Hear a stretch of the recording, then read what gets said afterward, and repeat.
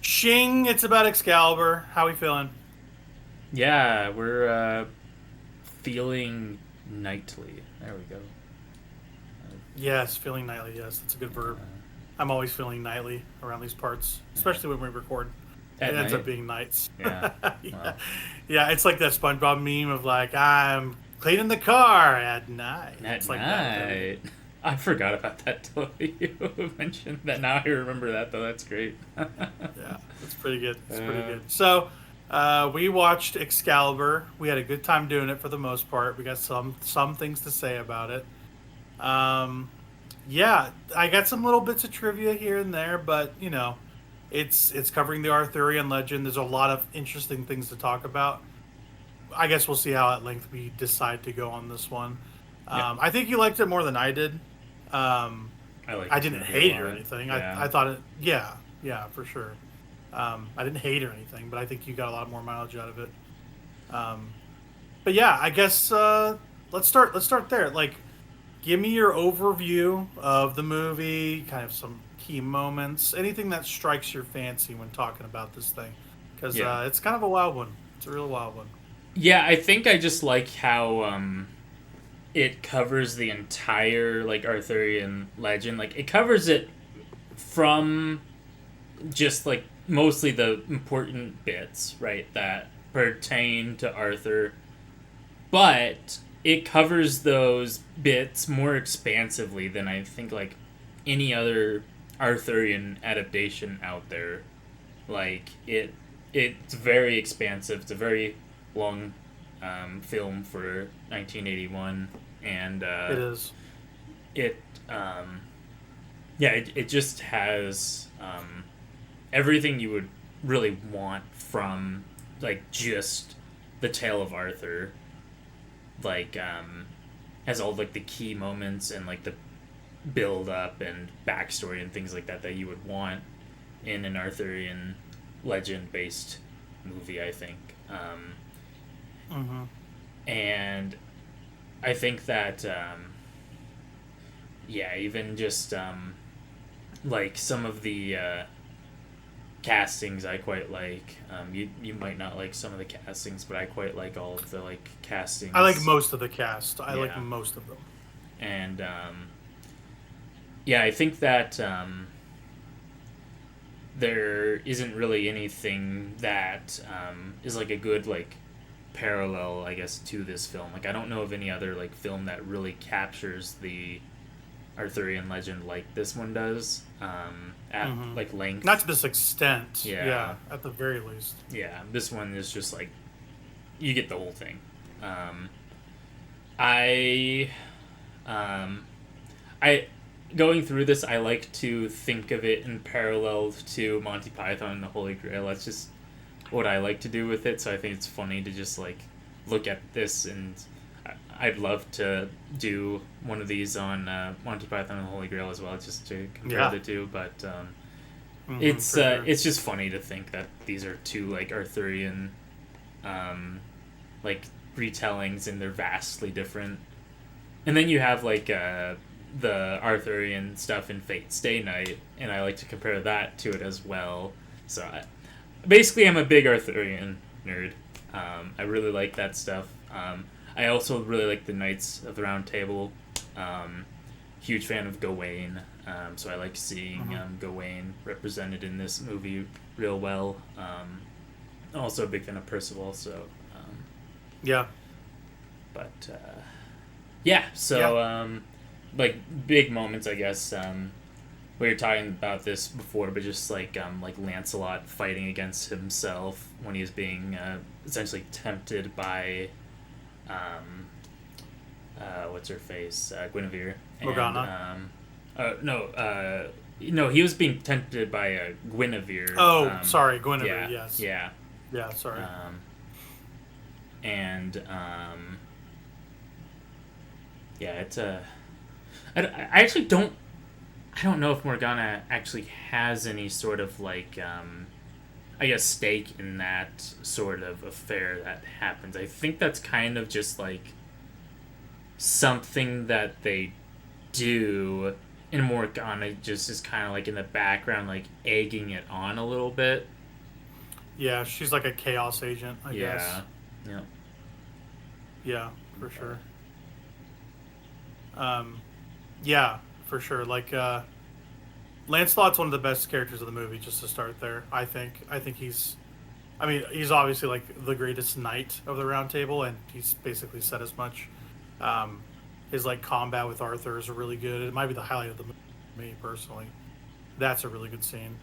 Um, but yeah, like some big overviews for me is I think it's kind of amazing looking. The movie like looks fantastic still, which is kind of funny given some like shooting stuff because like when they shot the initial battle scene, it basically rained like every day is what I'm seeing.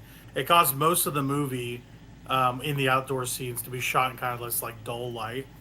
The constant rain added to like the environments though, so you see all Yeah. these like green lush forests and like rippling babbling brooks and stuff like that, which is really cool. But that initial fight scene had to be taken like 3 4 times is what it sounds like. It was filmed at night. Most of it came out underexposed the first 2 times due to a fault in the camera and the exposure meter, which was a pain.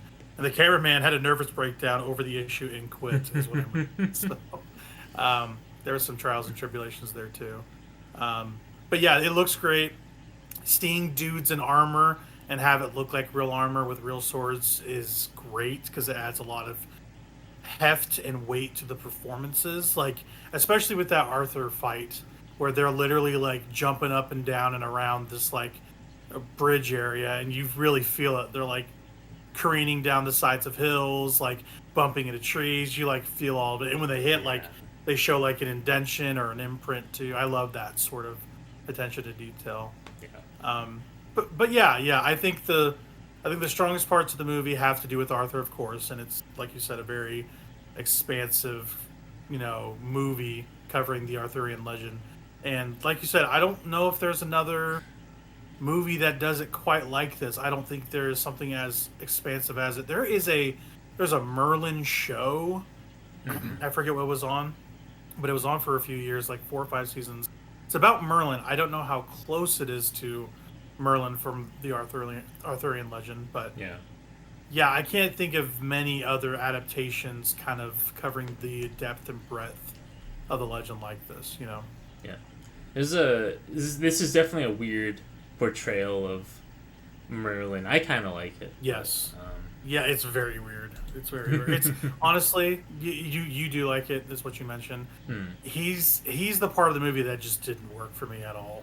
Hmm. I was kind of annoyed when he was on screen. I'm going to be honest. Like everyone is giving committed, serious performance, and you got Kermit the frog in a freaking Borg helmet coming out there talking about dragon eyes. And Hey, you're like, what are you when doing you here? saw that helmet, you said this movie looks cool. You can't be dissing the I helmet after watching the okay. movie. Let's say the performance taints my feeling of the helmet. Oh Okay, my gosh. it's And like here a I was welding cap. gonna get that helmet and start wearing it on our podcasts, but now. Yeah, I'm gonna get right on that. It's like, have you seen the meme of the chrome do rag? It's Yeah. basically what that is. Yeah. Yeah. Yeah. I don't know. The Merlin thing didn't really work for me, all told.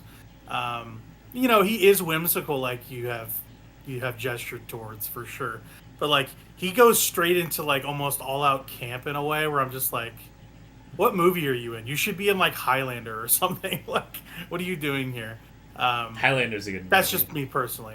It's a good Yeah, movie. that's just me personally. But I think everyone else does a pretty bang up job. I didn't think I would like Arthur, but he really grew on me. That actor. Yeah. I'm kind of grasping towards the name of the actor right now. But Nigel Terry. yeah, Nigel Terry. Yes, sorry, Nigel Terry. There's a lot of like famous-ish people in here. Like Helen Mirren plays Morgana Le Fay, Mhm. which is kind of a huge deal. It's one of her earlier roles. This is also Liam Neeson's very first movie as Gawain the Knight. And in speaking about Gawain, I think since you like Arthurian legend, you should watch The Green Knight. Have you ever heard of The Green Knight? I've It read came the out a book. few years ago. I didn't know Okay. they made a movie of Yeah. it.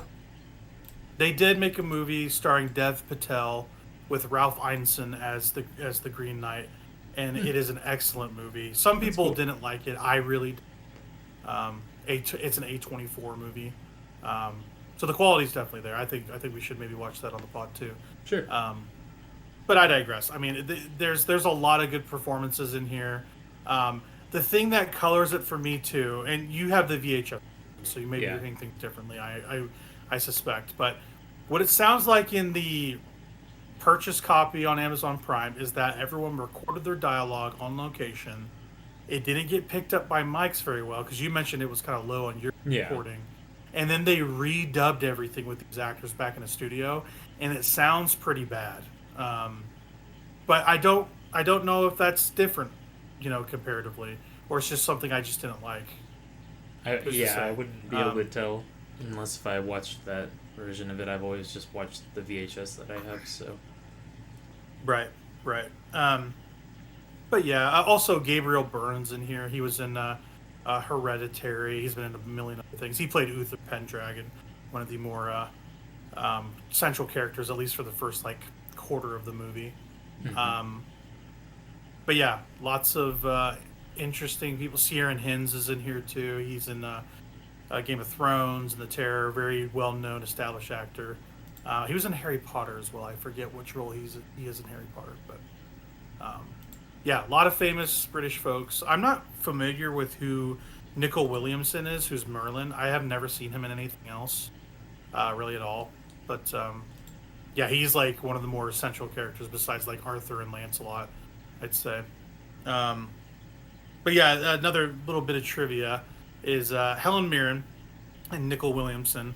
They were reluctant to work with each other. That's what it sounds like. They'd been in a pretty bad production of Macbeth on stage, and they were on pretty acrimonious terms. They weren't even on speaking terms. Is what it sounds like. But the writer, producer, and director John Borman, whose I think wife plays um, Uther's like wife that he captured or whatever, um, he basically cast them together because their like animosity would fuel their characters' relationship. But they ended up the both actors ended up being kind of good friends after it, which is nice. It's kind of a nice little turn of events there. Yeah. And then another thing about Morgana Le Fay, which is Helen Mirren, her breastplate that she wears in the scenes with Mordred in the cave. Yep.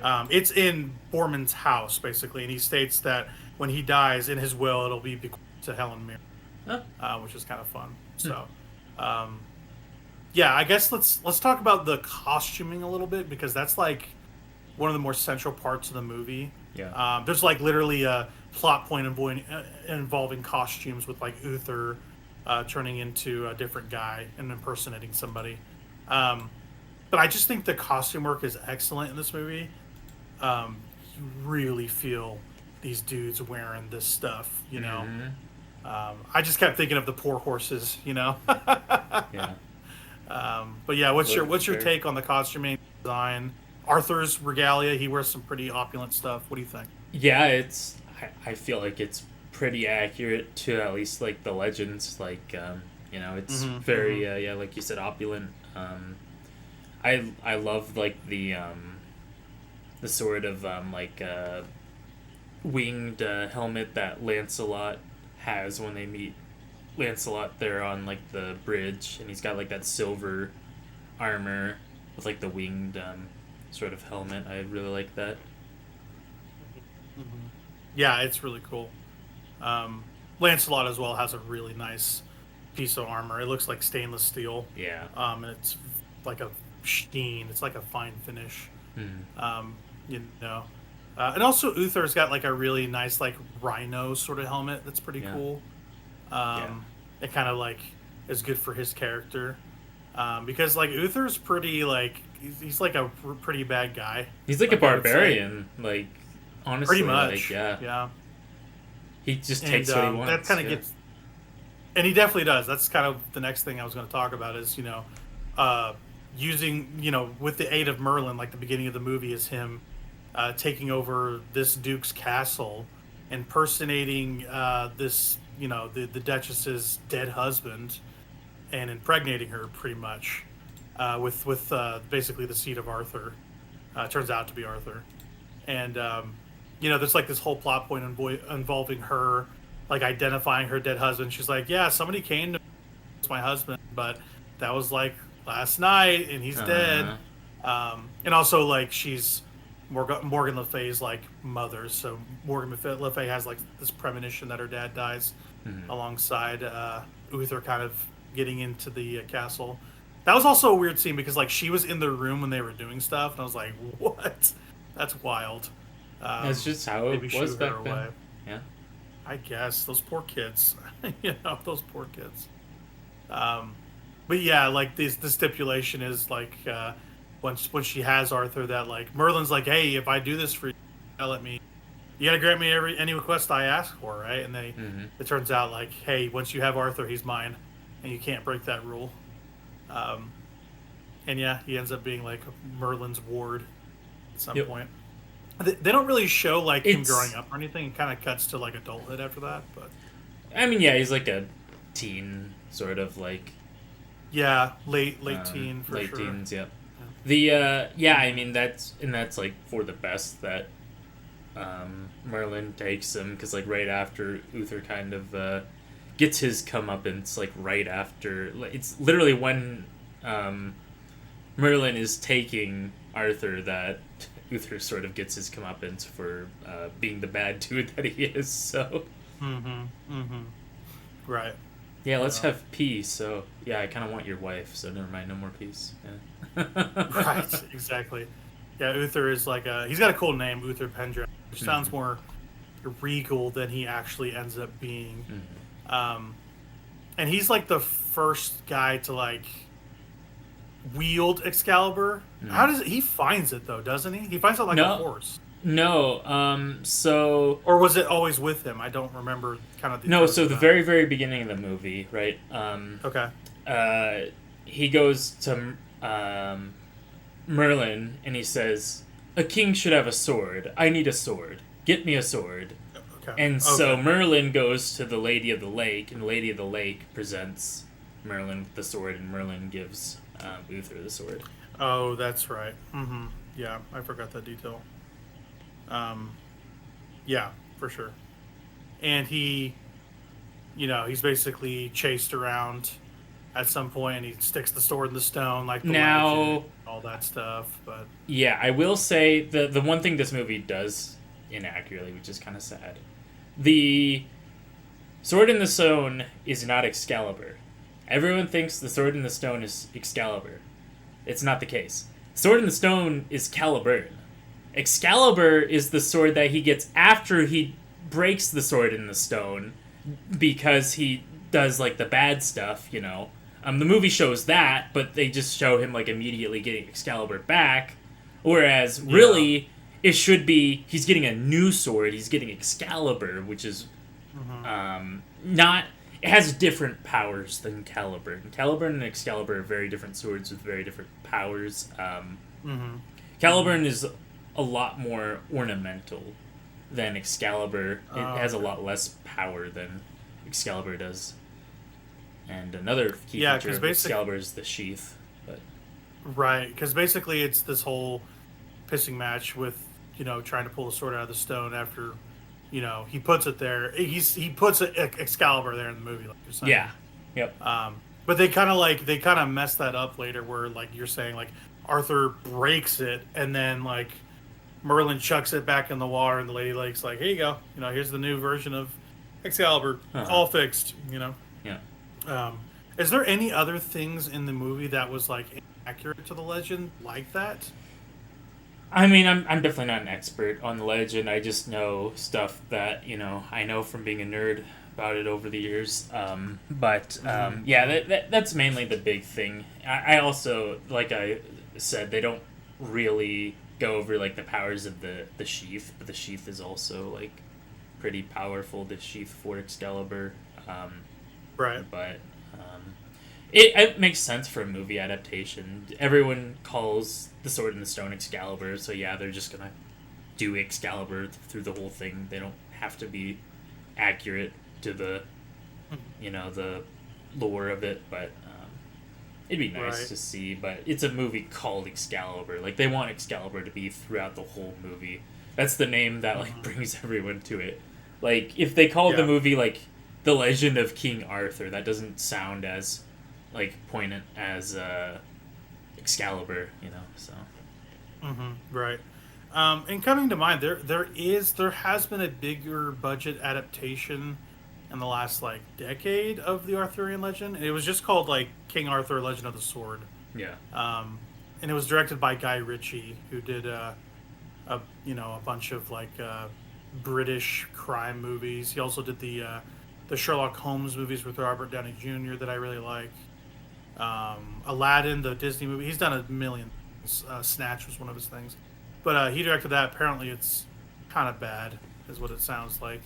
Um, but since then, there's been pretty much nothing that kind of covers that sort of story in a deeper way, right? Just like this, there's been nothing Mm-hmm. since then. There might be like a Netflix movie or something, or one of these like offshoot streaming things where the public domain is just like out there and you can just make whatever. Maybe, I don't know. Um, but yeah, another little bit of trivia for the making of this thing. It's kind of interesting. Like the director, writer, producer, he was kind of like all over this movie. John Borman. First of all, this was shot right beside his house. But they were kind of like filming on a lot of his lake property, which is kind of funny. Something a little bit like home filmy about that. Um, and he was initially trying to get the rights to Lord of the Rings to make it in a live action movie, and at some point he lost the rights, and decided to still make a medieval thing. So he decided to adapt the Arthurian legend, which is really interesting. Um, but yeah, there's a lot of like fun little tidbits about the making of this thing that I'm reading. Um, yeah, he didn't want the movie to focus on the story, the director, but he no, not even the actors and actresses. So he cast a lot of unknown people, which is funny because he cast Liam Neeson, who's like one of the best known actors these days, you know. Um, but like apparently, like Merlin was like one of the only guys that people recognized, which is interesting. And like the Lady of the Lake is one of his kids, and like there's a lot of him in this movie, John Borman. Um, and I don't know how much he did after this or before this. It sounds like he was responsible for The Exorcist 2, which is a terrible film. And this was like his big comeback, like his big audacious, like I'm coming back to cinema thing. Um, but yeah, he's kind of an interesting cat. This John Borman. I kind of want to read more about this guy, you know. Mm-hmm. Um, but yeah, let's talk about the particulars of the characters. So we kind of mentioned Arthur. He's kind of like I don't know. When he first appears, he ends up kind of walking into town with his adopted father and brother, right? And when he shows up, there's like a bunch of kind of bastard knights fighting and jousting and stuff, and everybody there's like a bunch of miscreants around. Um, and isn't the contest have it has to do with like people fighting for the right to pull the sword? Is Yep. that right? Yep. That's exactly Okay. right. Okay. Gotcha. It's Gotcha. it's And in Easter. I'm this, pretty yeah. sure. Like that whole tournament was happening on Easter. Oh, was it? Okay, I Yeah, missed that little because the detail. priest is like, on this blessed Easter day, may we have a king. Oh, okay, okay, yeah. That guy kind of pops up. He marries Arthur and Mm. Guinevere too. Yeah. Yeah, that's interesting. And this is where we see like one of the characters, Urians. You see him too. Mm. He's kind of like palling up with Sir Patrick Stewart. His Yes, character. Sir I forgot- Patrick Stewart. yeah. Part of the Leon round de table, Sir Grants. Patrick Stewart. Leo de Grants. Right. I said yeah because I didn't know, but then I forgot he was a Sir. So. Um, yeah, Leon de Grant. So he's the one I never think about, but he's got like one of the longer names of the Yeah. round table besides Lancelot. Yeah. Um, but yeah, like this whole scene with all them yanking the sword out of the stone's pretty good. Everyone's like really selling it. Um, they're getting smacked in the face with this laurel from this freaking monk. Yeah, It's a I pretty love good it. scene. I love it. Yeah, he's just like, oh, peace be with you. Have a good Peace shot. be with you. May we have a king. He's smacking him with Yeah. the little laurels. Yeah. Another thing I love about when they show the sword in this movie, it's got that like green glow on it. It looks like very ethereal, and they use like green stage lights. Is what it sounded like for that. But yeah, there's some pretty good acting. I'm kind of like looking at a scene where Patrick Stewart like oversells it. He's like, "Oh, I'm trying to pull it." And he goes like, "Oh," and just like falls back, and everyone's like, "Oh, time to walk away." Yeah.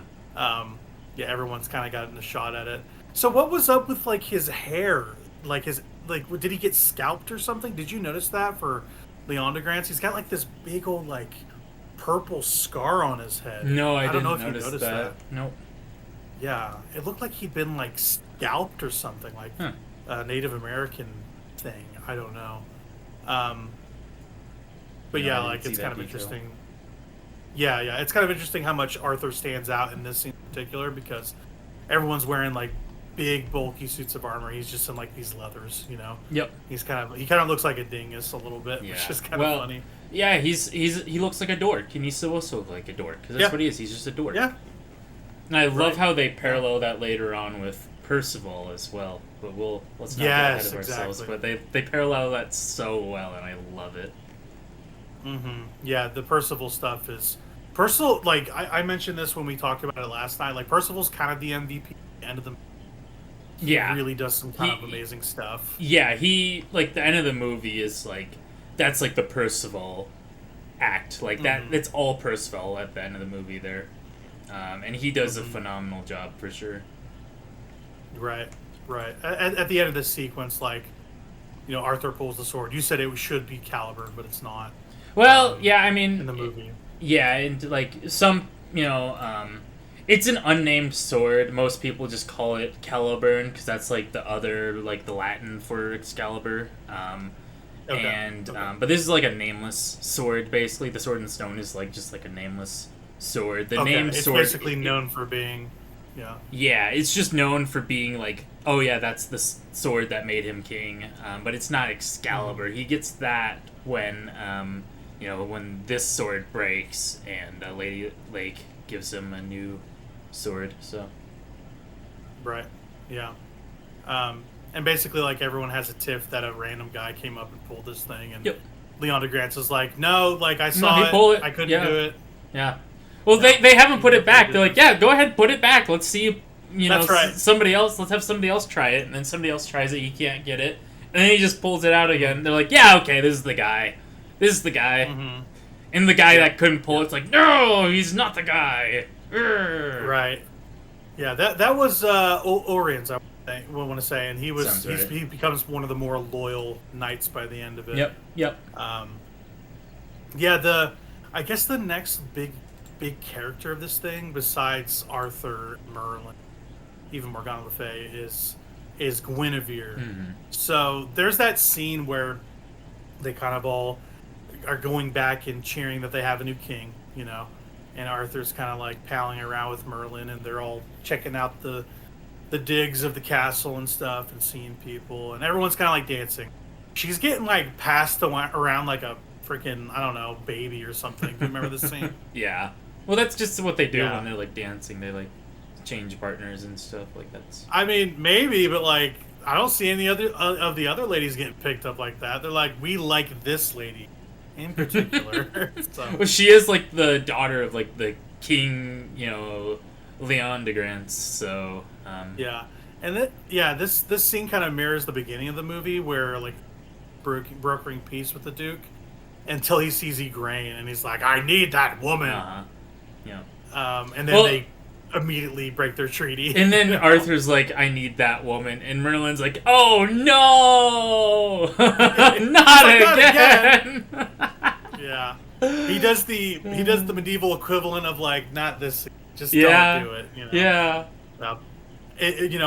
Put stick palm directly on metal dome. Like, that's what he does. Yep. He's like, love is death as well as blind, this sort of thing. It's pretty good. They had Leon DeGrance is dancing with Guinevere heavily here. She's being very flirtatious, that's for sure.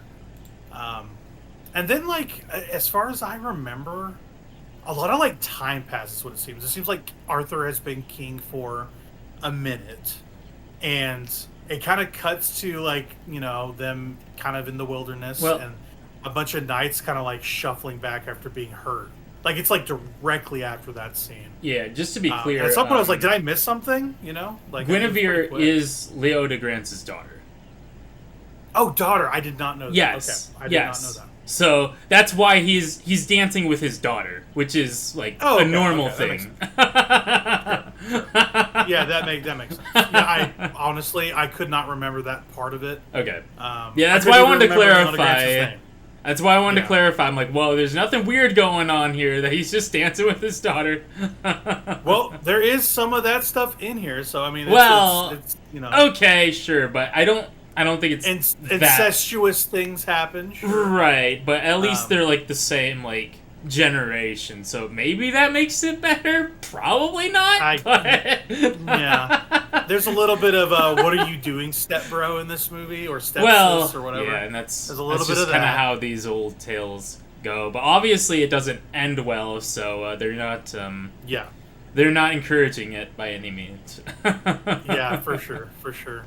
Um, yeah, the following scene, they get married.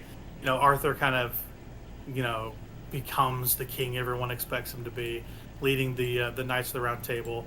And the next scene that I mentioned with everybody kind of coming back in disarray is the Lancelot fight on the bridge.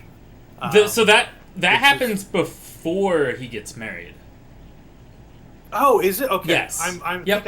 I think I am mixing those things. You're mixed up just a little bit, but yeah. So after the, I'm also skipping around, so give me a little bit of grace. no, you're fine. You're fine. Yeah. Yeah. But after he defeats Uriens, it basically goes right to the fight with Lancelot. That's right. Okay. Yeah, I'm thumbing through this. That's what it looks like. So apologies for speaking out of turn. No, you're good. When they encounter each other, I love the whole bridge scene. This whole sequence is like one of my favorite things. It's so good. Yeah. It's very good. It probably is my favorite part because Lancelot's a great character as it is. Mm-hmm. And there's kind of like this portent of like, oh, somebody that you know is going to betray you, sort of thing that you find out later or before or whatever. Merlin speaks this to him like he's like, oh, can you see the future? And he's like, kind of, but not really. Yeah. Right. Yeah, he's like, oh, someone that you know is going to betray you, sort of thing, and that turns out to be Lancelot, right? But you don't know this until kind of things transpire. Yeah. But the scene with them like jousting on the hillside of the bridge it's really good. It's really good. It's interesting that like Lancelot's wearing this like really shiny armor. The king is kind of not. I found that interesting. I don't know what you think. But So it was still wartime for Arthur, so he wasn't technically king yet, I think, here.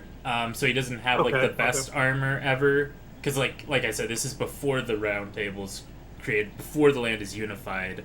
He's still in the process of unifying the land and fighting the wars and things to unify the land. And so he doesn't have the best equipment, whereas Lancelot is like from a different like country entirely, from what I understand, and he's coming he's like here on a different block. Yeah, he's coming here. He threw away all of his like nobility and stuff just so he could try and find somebody that's like worthy, a worthy foe essentially to battle, because he had never been bested in combat. Right.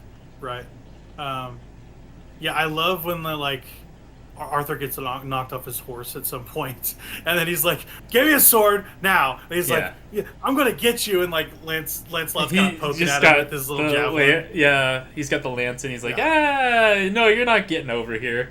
Like this isn't how this works, buddy. Exactly, and just that whole scene of just it's showing how proficient Lancelot is. Just like he's like wearing chunky armor. It's pretty like thin armor is what it looks like, but there's like a lot of finesse to his combat style. He's basically doing laps around Arthur, while kind of simultaneously boxing him with no helmet. Just a really great piece of characterization for him. Like Arthur's like bedraggled and his chainmail's kind of whipped around, and Lancelot's kind of like the picture of health and perfection. Yeah. It's kind of perfect. It's a nice juxtaposition there. I love when they roll down the hill, or it does. That's really good. You just you could just imagine that hurting real bad. Oh You know, yeah, he's just like, especially in that heavy armor, clunk clunk clunk. oh my gosh, yeah. And then the next bit is Lancelot's like jumping down the hill, practically.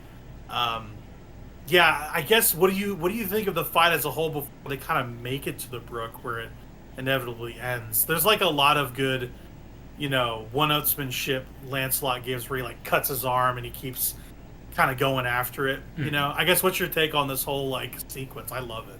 Yeah, I mean, I don't have anything else to say that you haven't already said. It's one of the Okay. best scenes in the movie. I'd have to agree. Like, it's a great scene of characterization for both these characters. It introduces, Lancelot very well. It shows the more human side of Arthur that he's getting kind of cocky as he's winning like this war. He's like, yeah, I'm actually the best ever. Nobody's better than me. And then he gets defeated by just a normal knight, and he's like, oh, Right. I'm not the best. I need to be more humble. And it's that next bit where he's kind of like splayed out on the riverbank, and Lancelot's gonna go up and just finish the job, I think. Yeah, And he calls upon the sword's power, and it like kind of glows green like this iridescent green. He stands up and just like cuts through Lancelot's implement, bashes on his armor, and breaks the tip of the sword off. And I was like, oh boy, that's no good, yeah, Um, I just imagine like Merlin shows up like right after this, and he just goes like, "Go throw that in the water." I found that really funny. Like he was watching this whole thing take place. He's like, if he breaks that thing, I know what to. yeah. It's It's really funny. he what happens is that he just he breaks it. He's kind of distraught, and he just tosses it in the water. And then Merlin comes up, and he's like, "Oh, you broke the sword, did ya?" And then Yeah, and then that's exactly what it sounds like too. yeah, and then he's like, "Yeah, I broke it." And then he's like, "Oh man, I screwed up. I'm a really stupid guy, whatever." And then just the lady of the lake's like, "Oh, I got it fixed for you. Here you go, all better." Yeah, And yeah, Merlin's like, yeah. "Oh, your sword! Go get your sword, laddie." You know. Yeah, that's good. I like that. Yeah, in the lake, the lady of the lake is like literally holding it by its blade edge, Yeah. like just above the water. You just see it, and I just love that visual every time it happens. Like specifically at the end, which I don't want to get too far afield, but when talking about the lady of the lake, whenever the sword is thrown back to her, she like holds it up in the water, and there's just like blood on it, and it kind of Yeah. just like shrinks back in the water. It's a good scene too. I just love all the little instances of the Lady of the Lake. It really works, Yep. I think. But yeah, after this, he like recruits Lancelot, and he's like, "Yeah, sure. Like you bested. I mean, you at least were on my level. I mean, I'll kind of serve you for whatever, you know." Yeah. Um, But yeah, that's yeah, Lancelot's just cool. let's go ahead and take a quick break Yeah. here. Absolutely. So we'll be back with more Excalibur after the break. And we're back with Excalibur. Yeah, the next little bit here, Arthur's with the boys. We'll kind of touch on it a little bit. He's kind of talking about his big old plans. He's got a nice fancy suit of armor, which I like. He basically says like, "Hey, y'all wanna make something together? Let's make a company, and we'll put a big old table in a big old room. And I'll marry Leon DeGrance's daughter, and we'll go from there." And everyone was like super down with that. So that's kind of the intervening scene. And then the next little bit I kind of want your kind of like takes on is the whole Lancelot bit where he's retrieving Guinevere Yep. to get married to Arthur. Kind of the setup is like he kind of like tells him like, hey, he's gonna go pick up Guinevere, and Leon DeGrance is like, hey, his best knight's here to pick you up and take you to the homie. And Lancelot basically falls head over heels for her here. He's basically making goo-goo eyes at her, Yeah. Um, They fall for he's each all- other pretty hard here. They really do. It's like an instant like chemistry between those two. Whereas with like Guinevere and Arthur, it was more like a she was just Hmm. expected to be with him because he was the king, and so as her father was like a kingly guy, she was just kind of expected to butter up to Arthur essentially and um, become queen. But she actually Yeah. really likes this like knight in shining armor, essentially Lancelot. I mean, he's got the shiniest armor, He right? And does, it's yeah, like that. It's like that idea where like she's contractually obligated to be with yep, Arthur, and I think she kind of resents that deep down because she seems hmm, like kind of a free spirit. yeah, Um, and like when they're on horseback or chariot, and yeah, this kind of scene ends with them being escorted to King Arthur's Camelot yeah, and them getting hitched.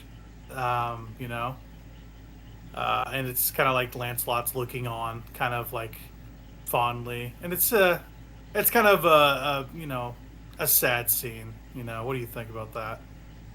yeah. I mean, yeah, she doesn't seem too thrilled about it. Lancelot doesn't seem too thrilled about it, but it's kind of just like this is the political marriage, and that's what's happening. Um, so, um, the stuff like that happens though, like during this scene with Merlin and Morgana's pretty interesting. Yeah, yeah, they kind of appear at the back end of the scene before it segues into the Percival stuff, and you see, yeah, Morgan Le Fay like really also grilling Merlin about, hey, teach me your ways, brother. Yeah, yeah. He's like, nah, I See, don't think so. he's like, you can't handle the truth, sister, and she's like, I can. Um, so there's a good bit of dialogue and back and forth between them two, and Yeah, it kind of continues throughout the movie a little bit, yeah, Um, but I guess, yeah, we're talking about our two favorite characters, I'd say, for the next little bit because this is Percival's big mm-hmm. entrance. Yeah, It's a really fun scene. I really like the scene. I guess talk about the initial encounter Lancelot has with him. yeah. I just like this how it's just like this like little scraggly guy, and he's like, oh, I'm gonna get this knight, and then he's like. Lancelot's just like, what is this guy doing? What's he doing? Who does he think he is? Like, it's like the Hmm. best knight in the realm, and this little scraggly guy's trying to rob him or something. And Yeah, he's trying to mess with him or something. Like yeah, initially, he tries sneaking up on him and poking his armor, uh and huh, Lancelot's like, I don't think so. And the guy Percival kind of like skitters off, yep, Um, yep, but to kind of entreat with him and talk to him, he catches a rabbit, cooks him a coney steak or whatever you want to say, rabbit on a stick. yep, yep, And Lancelot's like, oh, okay. And then from then on, he's like chasing him. And he's like, what's your deal? Like, what do you want? He's like, I want to be a knight. Let me be a knight, please. He's like, I guess. He's like, get sure, on. And then Percival, the MVP that he is, he's like, nah, I'll run. yeah, I'll Like all run, the way to Camelot. yeah, It's so good. That whole give and take is really good, and uh-huh. I like that a fair bit. Is Percival your favorite character of the movie? I guess. Yeah, I think he is. Honestly, I like him, Okay. and I like Arthur. I do like Arthur quite a bit. Yeah. But yeah, Okay. those are like my two favorite actors, I think, in this movie. Mm-hmm. Percival gets a lot to do later in the movie, but Yeah, exactly. they get. He's really big throughout. Like every scene with Percival is a Percival scene. He's like the second Mhm. Arthur, basically. Like Kind honestly, of, like yeah. yeah, Right, and he gets led to the castle, and he kind of like, runs about there and gets into some trouble. He messes with Merlin a fair bit. He's like, "Did hmm you build this place?" And Merlin's like, "Yeah," but just like, if you need to head the kitchens, follow your nose, and he literally does because he's an idiot, at least yeah, initially. And he ends up being kind of the cupbearer for all the people of the round table, all the kind of party, you know. yeah, And that's when like the big blow up happens that kind of leads into the kind of a large battle. Like all the main players are in this next scene where it's Morgan Le Fay, it's Merlin, it's Guinevere. I mean everybody's here, and except for Lancelot, he kind of like runs off, right? And that's kind of yeah. his deal. I guess what's in the lore, like what is the deal with Lancelot never being there? He's running off because he doesn't want to see Guinevere. Right, that's what I assumed, but I didn't know Yeah. if there's anything else more to that. Like Not that I he know was having to of. take care of other things too. Okay, I okay, mean, he is like um essentially guarding the borders of Camelot. Is essentially what he's tasked with. Like that's what he's yeah, decided to do. I don't think anyone's really telling him to do that. He's like, yeah, I'm just gonna guard our borders. But okay, okay. Yeah, he's kind of that's the implication is that he's running away because he would feel seduced by Arthur's wife, and that would be no good. And kind of in this scene, like Morgan Le Fay like plants this seed of malcontent in the very drunk Sir Gawain, um, played obviously by Liam Neeson in very scruffy mustachioed glory. um, yeah. and I like this whole scene where he's kind of like bursting at the seams, trying not to kind of blurt out what has been implanted into his dullard mind. He's kind of like fumbling over his words until Yeah, he finally goes like, "Oh, she's cheating on you, bro." You know? I don't like this portrayal of Gawain, to be honest. I'm not a huge fan Oh, of really? this portrayal. Yeah, I don't know. It doesn't really seem that accurate to the character, from what I understand, Okay. at least. It's a lot more bombastic than what when I think of a Gawain. Like I always think of more like a sort of like mellow character, like Mm. a not just like this bombastic, essentially drunkard sort of knight. Basically, that's kind of Uh, what's going on. Yeah. I would say this is probably the like portrayal I like the least, and I'm a huge Gawain fan, so I don't like Gawain being portrayed as like this, like dullard essentially. Yeah, But I know what you mean, and well, hopefully we could maybe get to the Green Knight movie at some point. I think they do that the character more justice there yeah, because it's solely based on him. yep, Um, but yeah, that the scene where he accuses Guinevere of two timing Arthur is real good because Arthur like turns around, grabs the sword, he's like, "You better shut your uh mouth, huh, bro. I'm gonna cut you up right here." And you see kind of Morgan Le Fay's in the background, kind of going like, I really like started a little fire here with my gasoline, you know."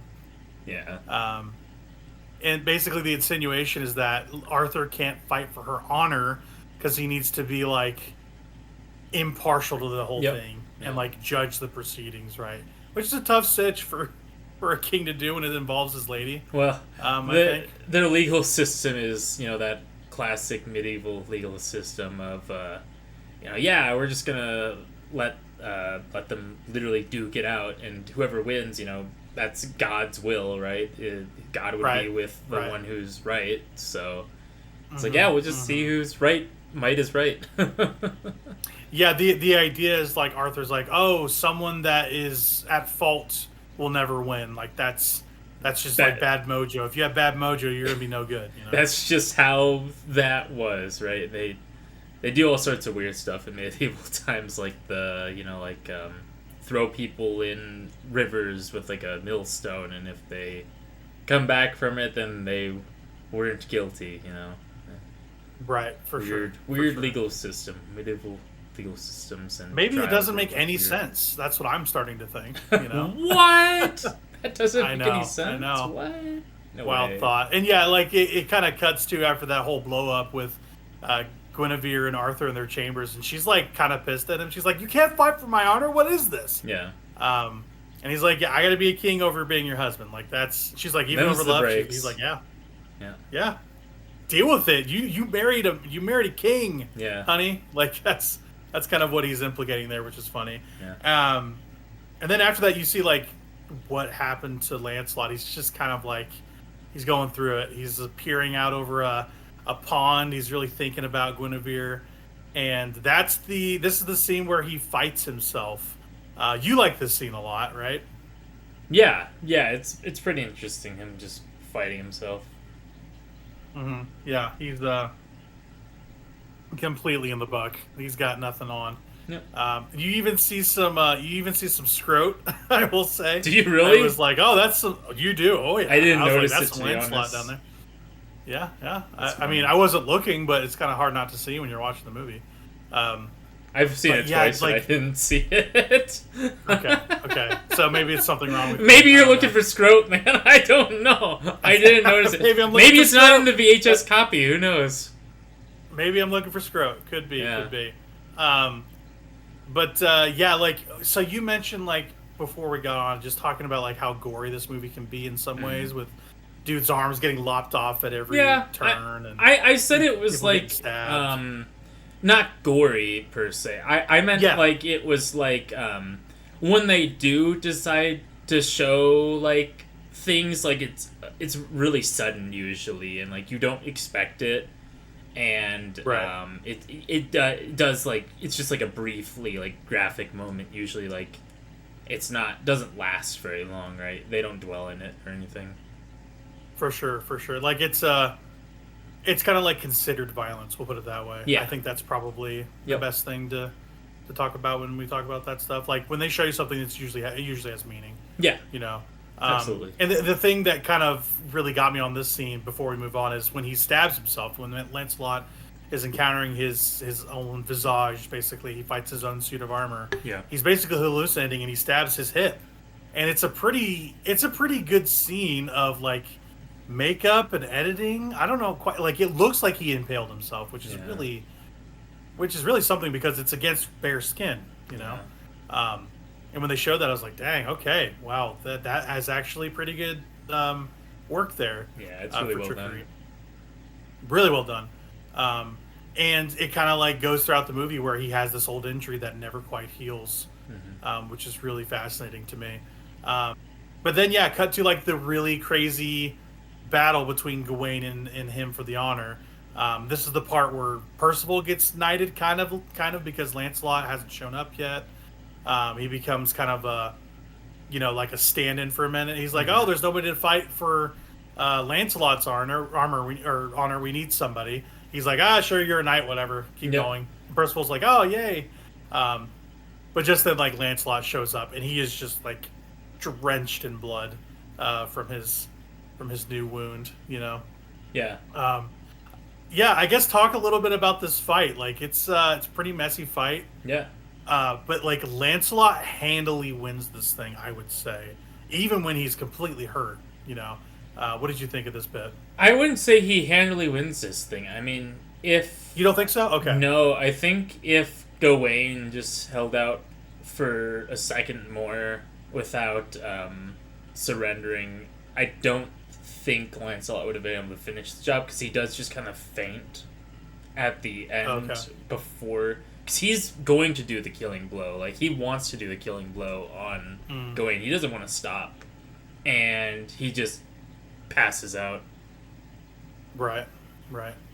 Um, and Gwaine kind of like asks for forgiveness here, which is very Yeah. funny because he was so into the idea that things were awry. And he just backs down at the last minute, even with Lancelot injured. He's like, "I'm sorry, forgive me. This is my beat. This is my beat. I'm Mhm. taking this on the chin." Yeah. Big L for Big Gwaine here. Yeah. I see why you don't like his performance here. Well, not the performance, the characterization. We'll say. Characterization. The performance is great, but the characterization, I Yeah. don't like. Yeah, this kind of boorish version of Gwaine. I understand. Um, and yeah, the next stuff is a lot of Lancelot and Guinevere, like a lot. Yeah, when you see a lot of them. You definitely do. You definitely do. They really consummate some stuff, some unrequited love. We'll put it that way. Yeah. Yeah, they have a fun foray in the forest. But before that, she's happy to see that he makes it out alive. She kind of like puts her hand over his wound that never quite heals while he's in his sick bed. Just little bits and moments here and there. He finally sits at the round table, which is a good moment. There was the bit where Arthur and Guinevere say like, "Oh yeah, we always pour his cup just to have a remembrance of him being there and that this is his spot." Just little bits and moments that are nice, and then Lancelot basically leaves as soon as he comes, because he's kind of in one place, so they're like, "Yeah, you're gonna come to this thing because you're here. There's no excuse for you now," which is funny. And then yeah, like he kind of absconds to the woods, and Guinevere follows him on horseback, and they get up to some business. That's for sure. They really do. Yeah. Yeah. Well, Merlin has to heal him because he's like about to die, if you recall.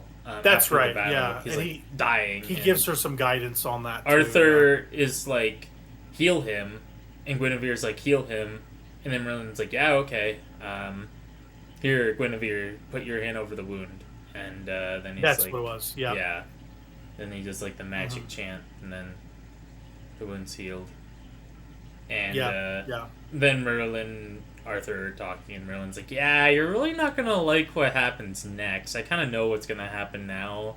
That's right. That's right. And then, They yeah, they kind of have the talk on the way to the meeting with yeah, Lancelot, and he's like, "Yeah, I'm seeing some ominous portents, my guy." yeah. Like, you're not gonna like For that I sure. just healed your buddy. Like, you're not gonna like what happens after I just healed your buddy. Yeah, this probably would have been a good time for him to go like, "Hey, remember what I said when you were younger that like your buddy's going to be around?" He probably Yeah, can't inform the proceedings that much, right? yeah. Um, but yeah, yeah, that's an interesting conversation that He's they like have. a weird, But like, fourth dimensional being, so, like, right, yeah, that's right. he's He's not like, really of that world. He's of many worlds, and so that's he just kind of is right. hanging around in this one because he likes it. He likes these Pendragons. He thinks they're interesting, but Hmm. Yeah, he's he's kind kind of of like like beyond that. right. He's kind of like the physical manifestation of this like spirit dweller sort of thing. Yeah, yeah, This kind of magic user, magic being mm-hmm. that's inhabited like this body, you know. Yeah, Um, Kind of Christ-like in that way a little bit. Not really. He's not, but mm-hmm. yeah, just the idea of being made manifest in the physical realm is interesting.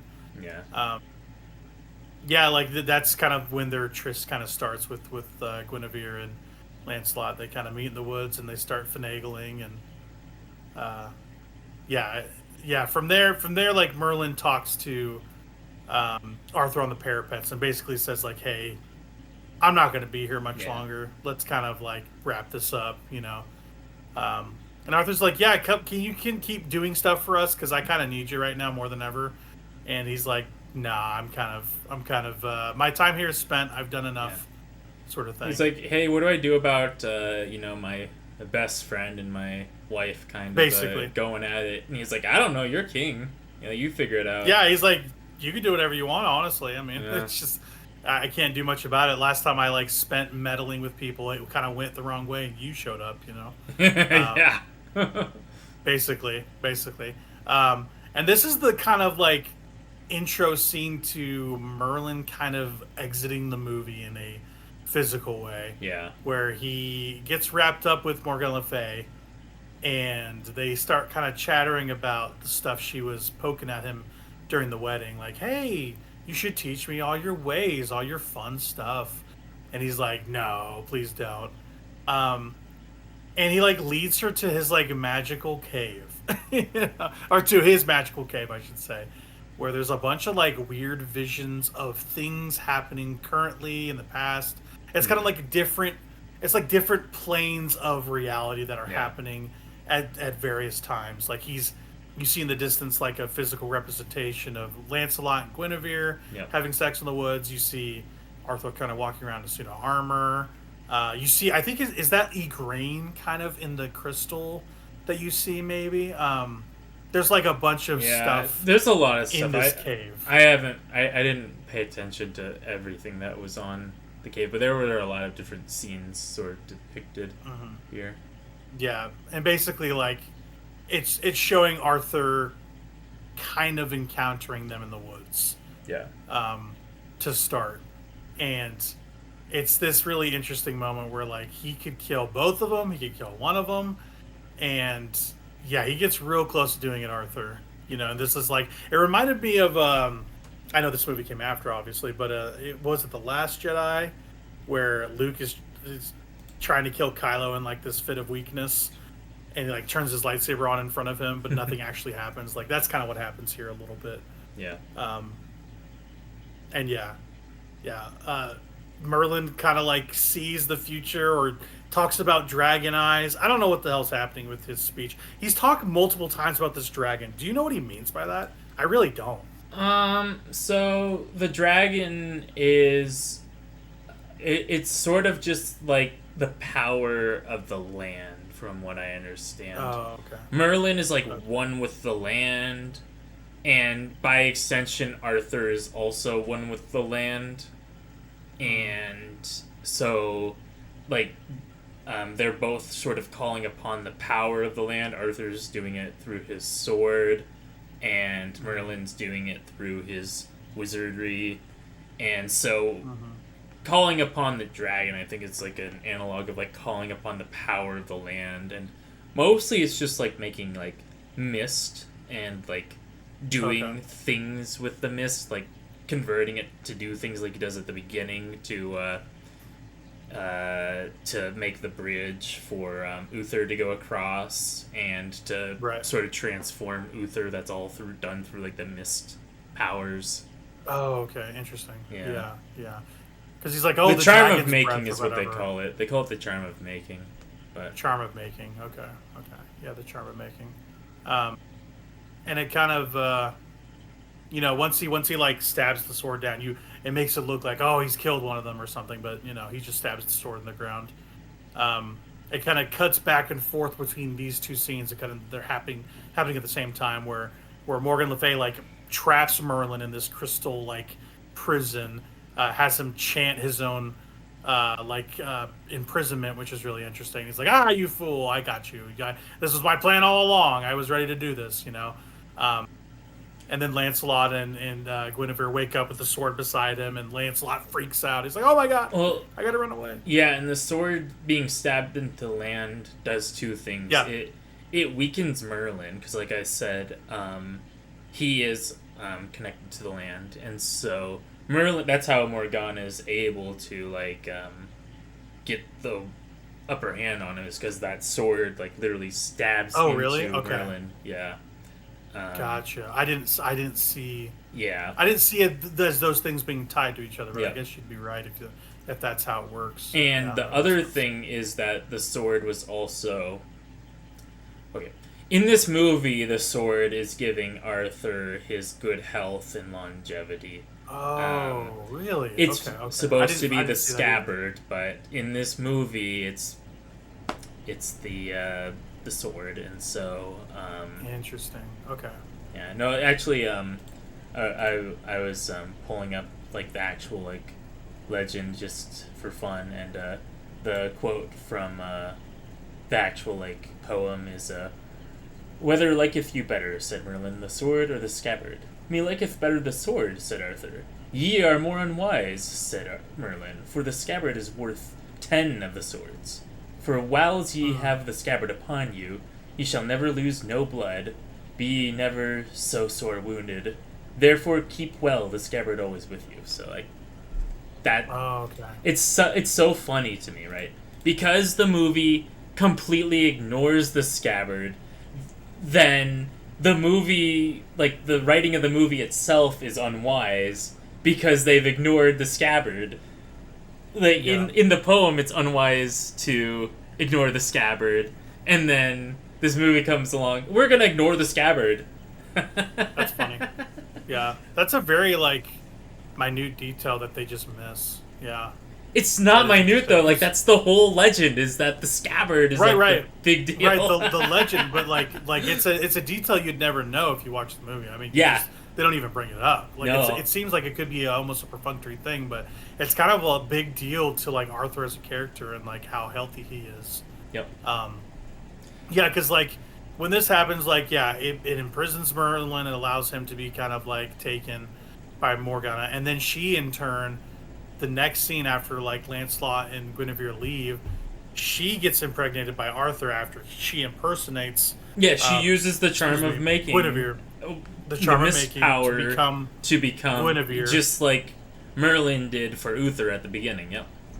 Yeah, it kind of closes the loop on sort of that. Yep. Which is really really interesting. This movie likes to loop itself. It likes to. It does. It really likes to do that. It likes to show like this is what happened, and then later down the line, this exact same thing happens. It's like history just keeps repeating itself. Basically, is what like the moral of the movie like is. no one's exactly, and like no one's like learning any lessons. Yeah. Even because Yep. like this is exactly what happened for his conception, Yep. And it kind of he's perpetuating that in some way where he's not paying attention. And this kind of like leads to like a cycle of horrificness at the end of this movie, Yeah. where he kind of like reaches, he like goes to this chapel, right? Maybe explain to me a little bit what's going on here, where it's he doesn't have the good health of the sword, I imagine. Yep. So he gets struck down by like this like lightning bolts that I think it might be just like his bad luck on him. Yeah. Like this bad juju striking him down, and he kind of like goes into poor health, like you're mentioning. It's essentially supposed to be like God saying like you screwed up, Right. buddy. I'm not Going with like, you "Oh, anymore." Yeah. Right. That's what it's supposed to like signal, and Right. yeah, and I really, really, really like the scene of. Stay with me. I like the scene Yeah. where Morgana is giving birth to Mordred. I think that scene is so cool because they got like this like It is cool. cabal of like evil like wizard guys, and they're all just like standing around or like chanting, and I go for that stuff. I love that kind of stuff. I think it's cool. Funny. It's kind of funny you said that. Like in the making of that I saw, they had a real pregnant woman on the table, and then they kind of like had Helen Mirren's head sticking up, with the pregnant mother's like head cloaked. Yeah. So they kind of like did this like kind of fun practicality to the birth scene. That was That's cool. a good bit there. Yeah, I thought it was a really it's cool scene, to be honest.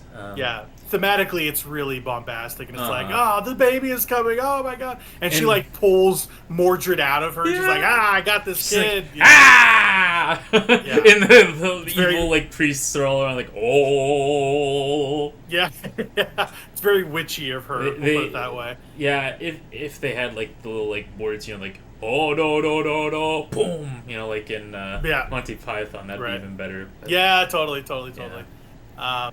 But like as I previously mentioned, this is kind of like leading to the back half of the movie, the back end of the movie, I would say, and it's my favorite parts of the movie besides the Lancelot fight with Arthur.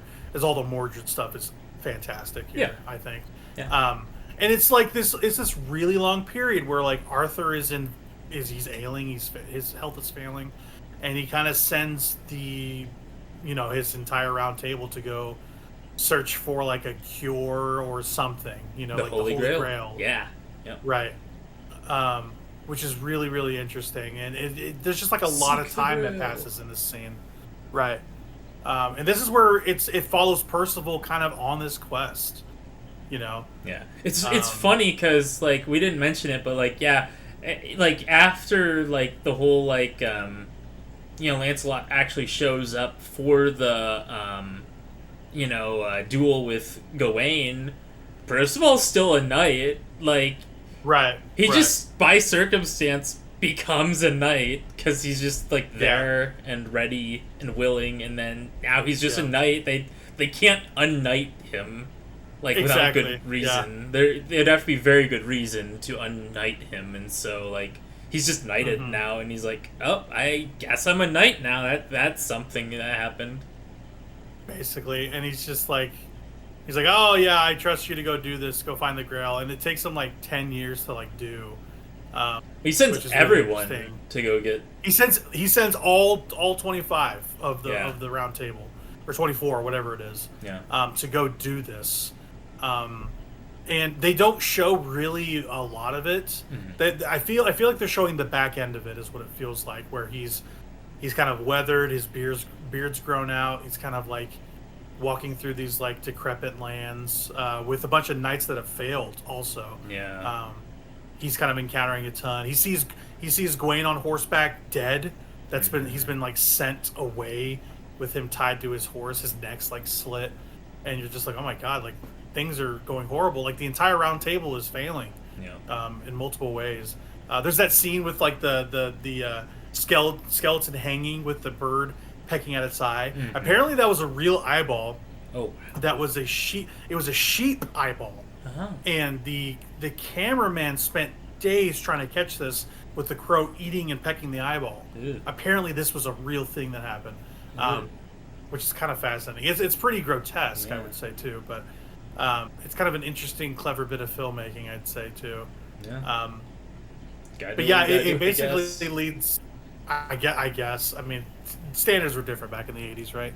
Yeah. Um, but yeah, it leads to Percival encountering Mordred in the woods.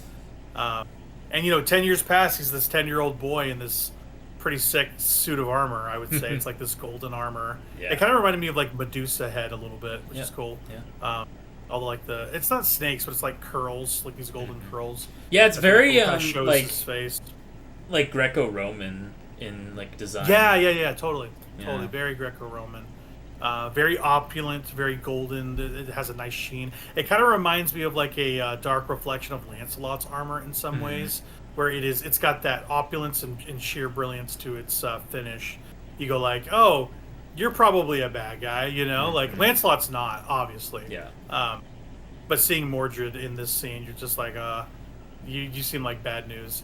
And it's that whole intro with Percival where he's kind of like stumbling upon all these dead knights, and Mordred's like laughing. He's like, ha ha ha ha ha ha ha. Kind of reminded me of the Tickle Me Big Bird toy that we used to have in our house, where it never ran out of batteries. Randomly, like I think the battery leakage in the compartment basically would cause it to laugh sometimes. That's And awesome. so it reminded me of that. I was like, oh, that freaking thing. We couldn't, we tried beating it up. We tried tearing the batteries out of it. It would still work when we took the batteries out. So we thought it was haunted. I'm not joking. I'm not joking about I that. That love is that. true. I love that. Yeah. Uh, which is kind of funny. But yeah, any initial thoughts about Mordred? I don't want to spend too much time on it, but what do you think about the kid Yeah, Mordred? yeah, he's just a kid here, but even as a kid, he's like big evil guy. It's pretty cool. Yeah.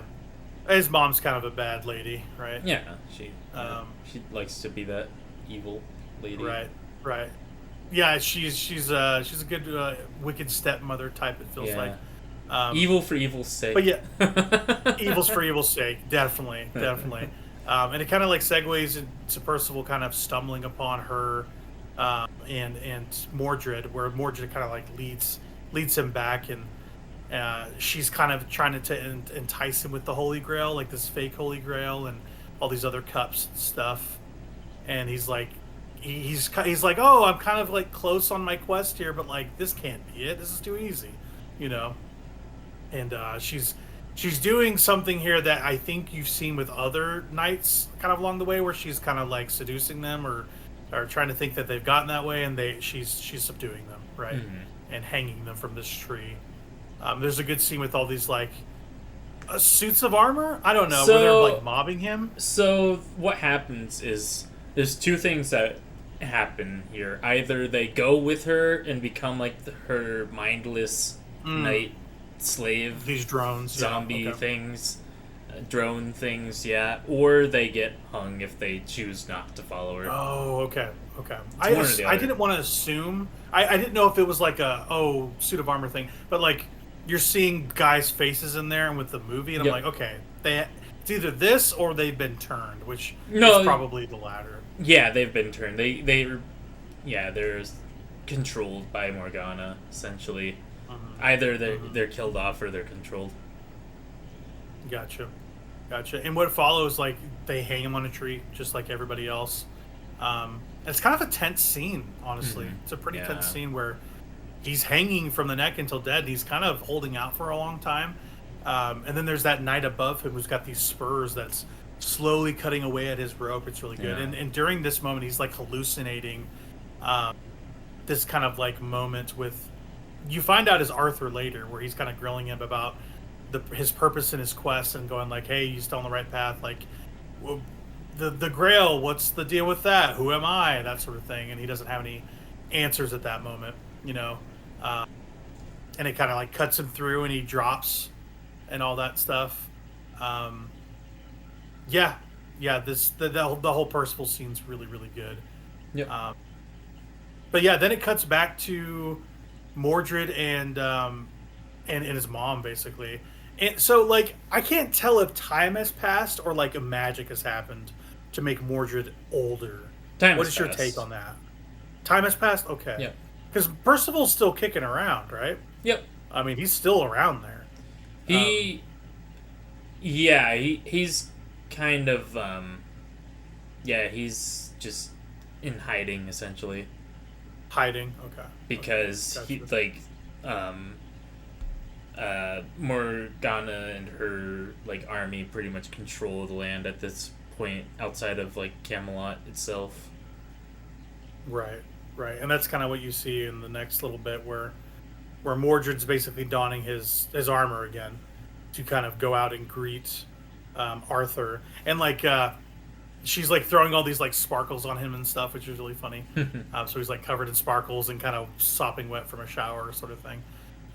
But yeah, he goes out and meets a very very old and decrepit Arthur, who is somehow not dead yet, but very old looking. He's got the trademark bags under the eyes and the wrinkles and stuff.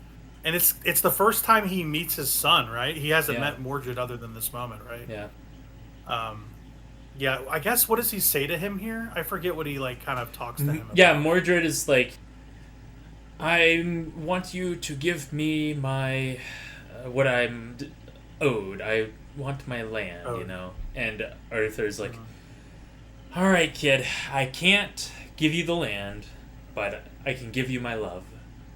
And mhm. Mordred's And like, Mordred's that's like the not one cool with thing I that. don't want. Yeah, Yeah, he's like, you're kind of a deadbeat as far as I'm concerned. My mom yeah, says you're a bad guy, you know. Um, so at this point, I assume Mordred knew that it was his dad, you yep, know. So yep. um, He says, he's hello, been told father. about that. Yeah, Mm. He says in a very snooty tone, he's like, yep, "Hello, father. How?" yeah, yep, Um, just like that. Yep. right. And then kind of like cut to him being just a huge menace to like, is it Ulians or Ulrin Yeah, or whatever it is? Urians. Yeah, Yeah, Urians. That's what it was. And he basically finishes him off with Percival looking on. Percival shows back up yeah, after a fat minute, you know. Um, and it's kind of a sad little bit of I don't know, dialogue between him and Percival, where Percival's like pretty weary by this whole thing, and he's like, "Oh, I've seen some stuff, man. I've seen the Grail. I almost had this thing." hmm And Oren's like, "Don't forget what you're supposed to do. You've been doing this forever. You're like the last guy on this quest. yeah. Like, finish the job." You know, He's like, and it's a really oh, follow the genuinely effective singing. scene. Yeah, Yeah, follow the singing. Follow the singing. Right, right, right, right. That's exactly what happens there. Um, and yeah, I guess what follows is like Percival trying to just finish this thing out, and he like encounters quite a few obstacles in the way. You kind of see like the landscape of the kingdom and how things are going. Once that happens, once he kind of yeah, has his moment with Urians. yeah. They're doing like the sort of like mud farming, and they're Right. farming mud like in Monty Python, the Holy Grail. They're just like Yeah, farming mud. Yeah, farming mud. Yeah, yeah. For some context, like this village he kind of encounters, and they're all very unhappy because they're toting around some dead kids and family members because of the plague that's been spreading and all this other stuff. yeah. And that's when he encounters Lancelot again in a very like shall we say interesting mood. He's not very happy about things. He's complaining He's about a kind of lot of gone stuff, saying the nuts. knights. He's basically lost his marbles, you Yeah, know. But he remembers Lancelot because he can kind of see him under all the gray hairs and beard. He's like, "Oh my God, it's you!" And yeah, Lancelot's like, forget it. All the knights suck. yeah. Everything was terrible. You've ruined the land." I'm like, "Well, you were kind of a part of it. I don't Yeah, dude, know." you kind of were the one who like stole the king's wife. Like, I don't know, man. Why did you Basically, just don't? yeah. It's so funny that he's trying to turn that on them when the like Uh, when that's going on. But yeah, they basically throw him down the river, Percival. yeah, He has another like he's like in the midst of drowning. He has another like visage of the Holy Grail, and now that he's done that once, he has the answers for the questions being asked of him, yep, and he obtains the Grail and brings it back to Arthur. Um, and he's like, "Hey, you should drink this." And Arthur's like, "Nah." And he drinks it. He's like, "That was pretty good. That was pretty good. yeah. I'm not gonna lie. I'm He's not like, gonna wait lie a to you. second, That's what some am I good." doing? We gotta go to war. Basically, he's like, he basically takes a sip. And he's like, "Hey, I feel all right." Yeah, Like that whole thing is pretty good.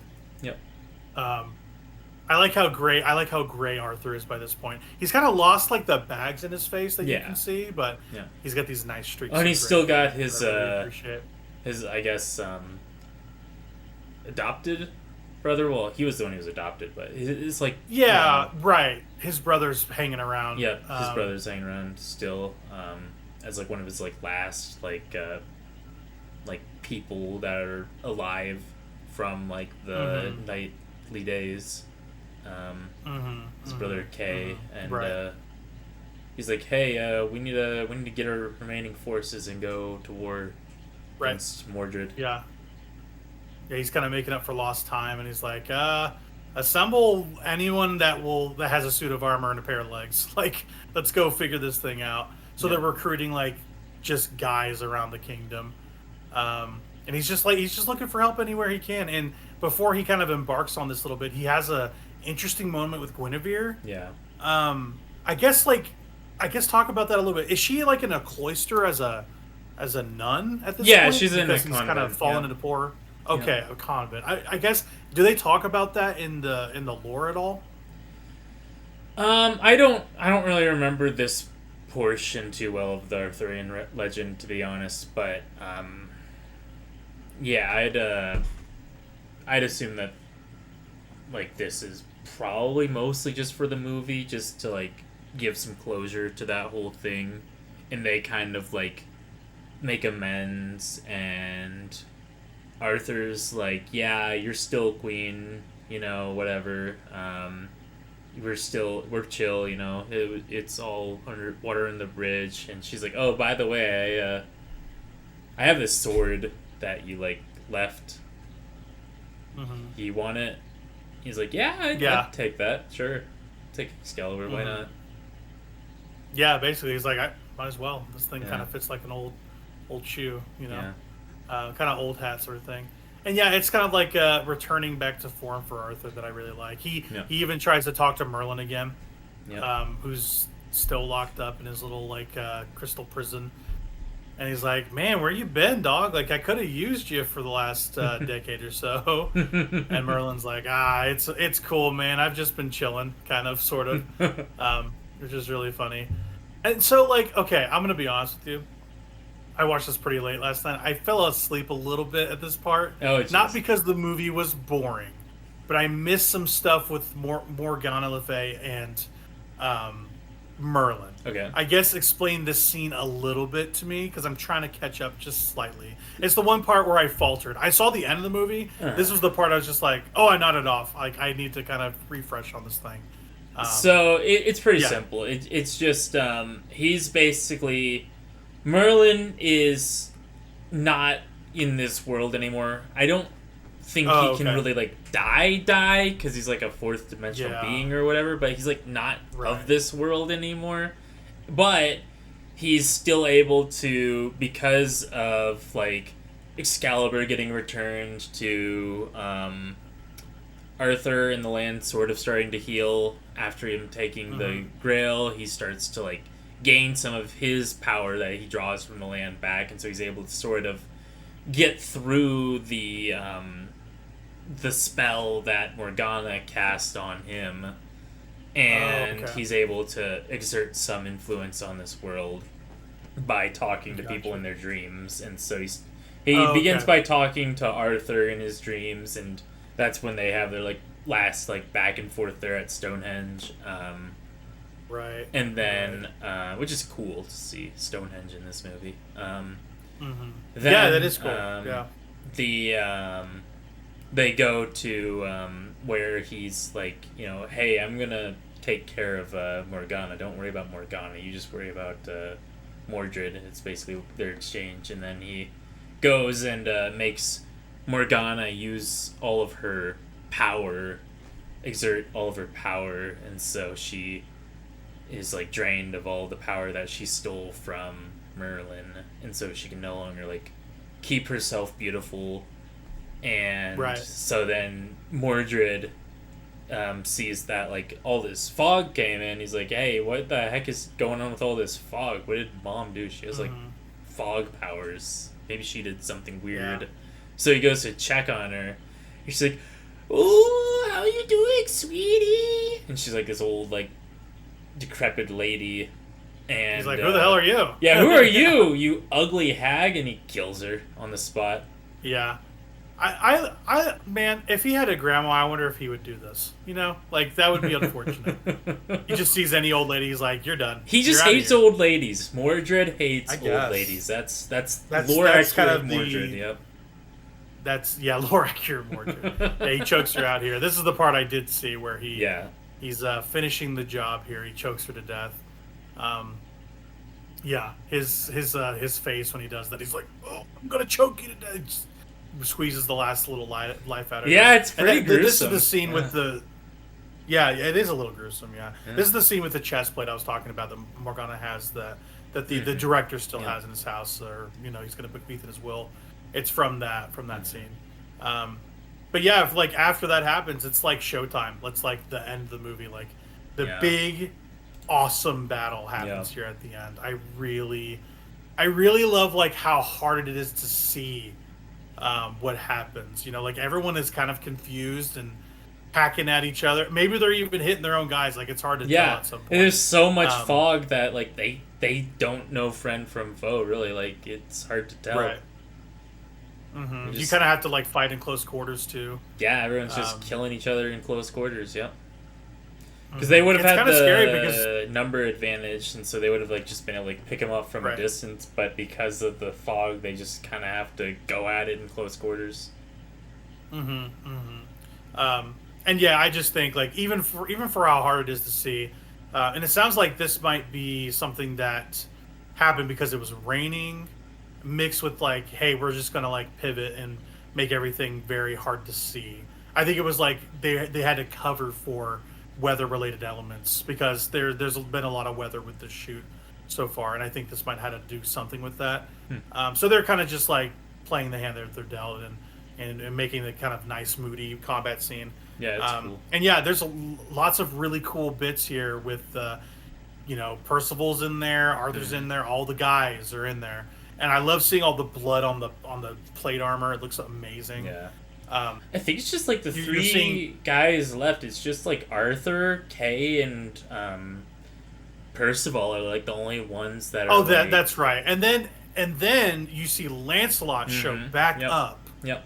And kind of has this like hero's welcome where like Arthur's like, is that for real? I thought you were, Yeah. He kind of has this moment with Lancelot, and it just shows again how proficient Lancelot is, even still in his old age. Yeah, he just takes like this like he's got like a flail or a mace or something like that, and he's just getting guys. He's no armor, nothing. He just doesn't care. He's just getting these guys. He's so cool. I love Lancelot so much. Like he comes back for the last final gasp, and he ends up turning the tide slightly so Arthur can face Mordred, and it's really good. He gets hurt enough though where he's just like, I'm kind of done. His old wound has been bothering him, and he basically talks to Arthur, and he's like, yeah, this thing never healed properly. Like it's still kind of affecting me and bothering me, and kind of succumbs to his wounds because he got into a pretty large skirmish whenever he showed back up. I like that. He's also just old. He's just old as hell. Yeah. I like that where he's like, are we chill? And Arthur's like, yeah, we're chill. And he's like, hey, Guinevere, she's like queen, right? I didn't like screw that up unrepairably. And Arthur's like, yeah, no, she's fine. We're chill. Mm-hmm. Yeah, for sure. And he basically just gives up the ghost and dies. Yeah. And pretty like soon after that, like Mordred encounters Arthur. They seem like the last, or some of the last forces. Like left. the fog just kind of lifts, I think, after like the Lancelot like scene, and like there's just like that sunset encounter with. That's what I want to talk about. Yeah, that is the best part of this entire sequence is him turning with Percival to Mordred with a big long lance, bloodied, covered and tattered, going like, come, let's meet at last, father. And he shoves the lance all the way through Arthur. Arthur pulls himself toward Mordred and kills him. Yeah. Stabs around the armor, because the armor was impervious to every blade, but he went around the armor, so Yeah, it's a cool Yeah, thing to do. around the armor and down, and like Mortis just Yeah. like vomits blood. It's an Uh-huh. amazing scene, especially on that backdrop of the sunset. It's so good looking. Yeah. Oh my gosh. Um, and it's so funny because like whoever's left, it's just Percival, like the most like I don't know, the most unlikely knight ever. Yeah. But he's like the MVP of the movie. I Yep. love that. He's like kind of the last guy to tell the tale, Yep. which is kind of a beautiful sort of thing.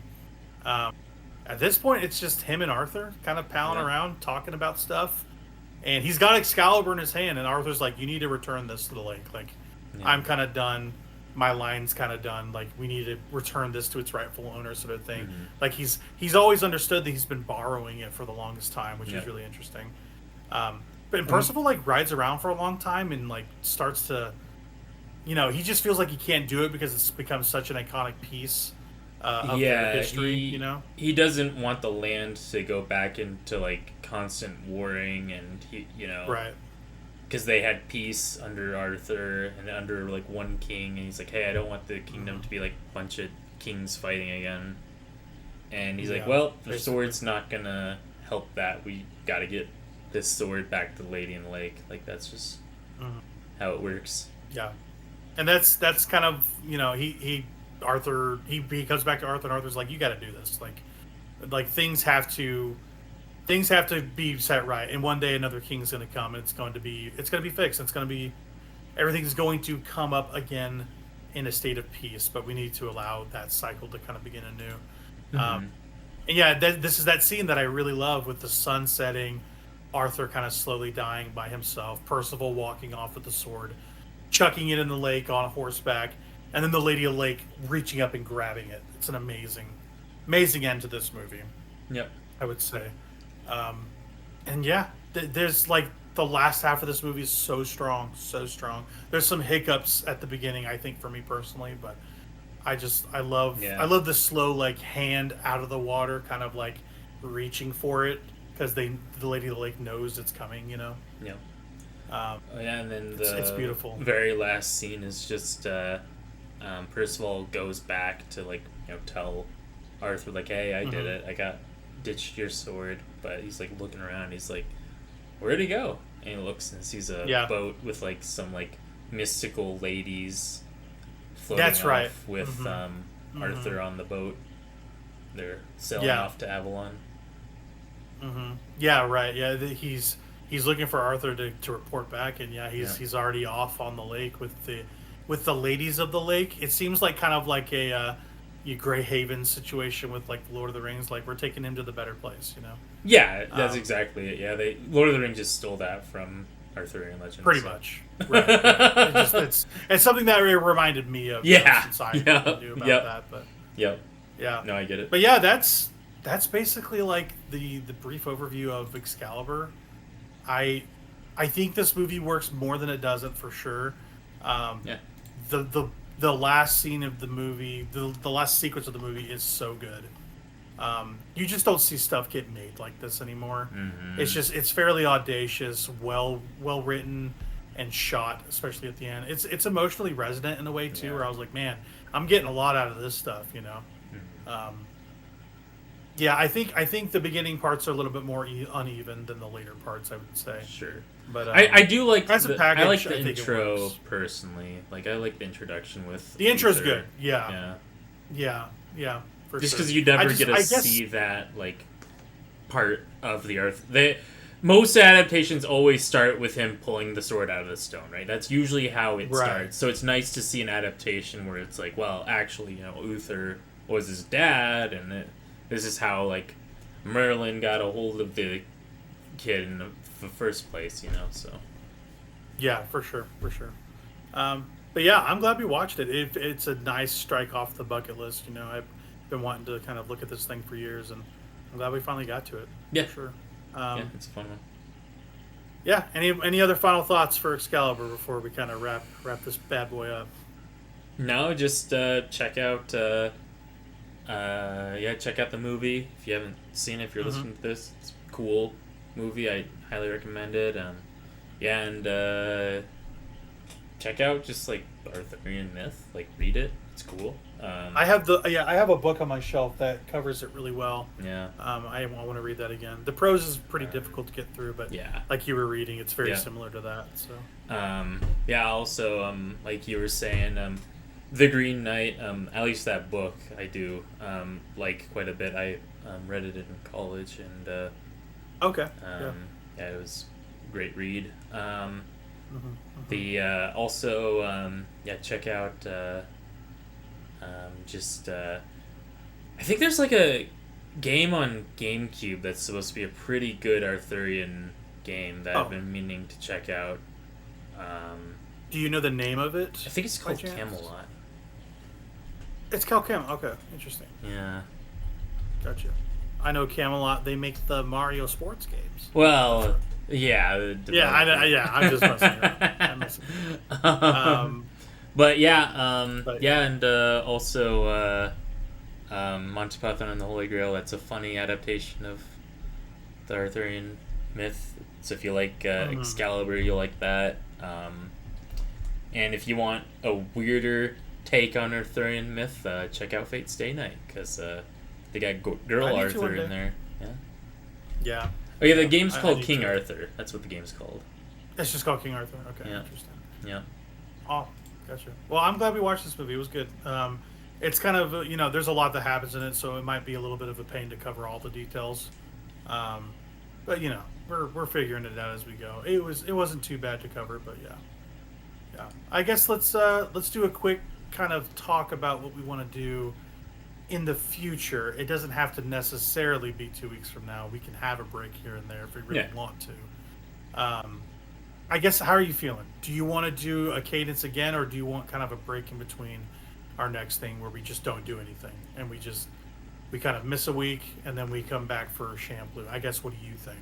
Yeah, I'm cool with taking a break and maybe messing with some other podcasts that at least I haven't done for a while. Like I've got some Final Destination stuff I want to do, and some Dreaded Backlog stuff, and even possibly some having a night stuff. So having an extra night to do that is good, specifically if you want to get some stuff done. I understand. Yeah. I think having more open nights where we record would be good, just for our schedules, I think. And we've also been doing Tape Stuck consistently since we started it, so I think we haven't missed a week in a couple months for sure when it comes to recording these things. So let's just plan on that. We'll have a little gap week where Noah might be recording some of his stuff, or even this week, whatever he wants to do to put it up. Yeah. We'll kind of go that way. But the next thing I think we will cover probably in a month from now is probably the first half of Shampoo. Is that what we want to do? Yeah. Okay, we'll do that. So if you're going cool to make that, these parts. I picked the Excalibur, so okay, cool. That's fine with me because I've been watching it anyway, and having so much time to prepare, I can get even more things done. I'm like a couple episodes from getting to halfway point anyway. So, once we get there, we'll talk about the 1st to 13th episode. It's going to be like this, where we kind of like speak about the highlights. I'm not sure if you want to like guide that episode or what, because you're more keen on that show. Not like I hate it or anything, but you love that show. Maybe you can bring some tidbits and odds and ends to kind of speak about in its creation. Yeah, we'll figure it out though. I think that's fine for the next thing. And then once we figure that out, that'll be a two podcast thing where we do part 1, part 2, and then after that, I want to pick a movie. I think I have something in mind. So we'll talk about it at a later date. I think you'll like it. Sounds good. Yeah, for Noah Rada, I've been Power Glover. This has been Excalibur. As always, keep gaming, keep watching movies, and be kind to each other. We'll see you. See you.